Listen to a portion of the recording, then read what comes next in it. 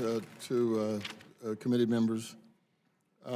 I'll try to keep this short and to the point, as I have a feeling that the ranking member on the committee, Sam Graves, understands this issue quite well. The Missouri River needs your help.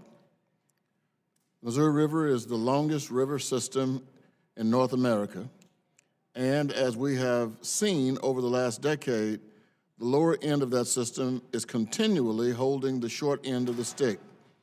When the upper river experiences excess snow or rain and the reservoirs are full to capacity, the water is released upon Missouri, Kansas, Iowa, and Nebraska.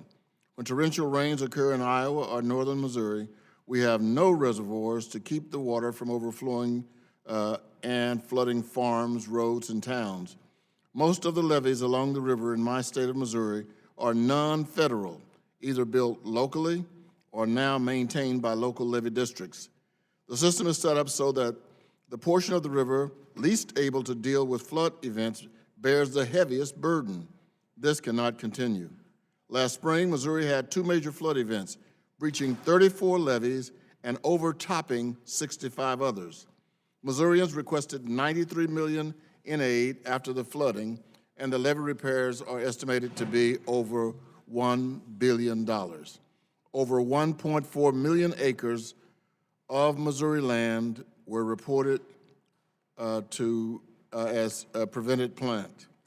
My constituents are telling me that they are even more concerned about this year. With only 12 of the 70 levee rehab contracts underway as of February and another wet year predicted, I fear that we are not prepared for a potential 2020 flood season. The four stakeholders and the Corps of Engineers are working together on ideas for further flooding mitigation efforts. The Corps has proposed a new study to evaluate what can be done for the lower Missouri River, and I urge the committee to be open to some flexibility for this proposed study. With 4 states involved and hundreds of miles of river, this is not a typical 3-by-3 study. I hope the committee will be flexible with some of the typical parameters in this case. Though not always included in the House's WRDA bill, I also urge the committee to address the high cost of our stormwater infrastructure. In my district of Kansas City, the largest city in our state, which I served as mayor, is currently under a consent decree to spend $2.5 billion to separate stormwater and wastewater systems over 25 years.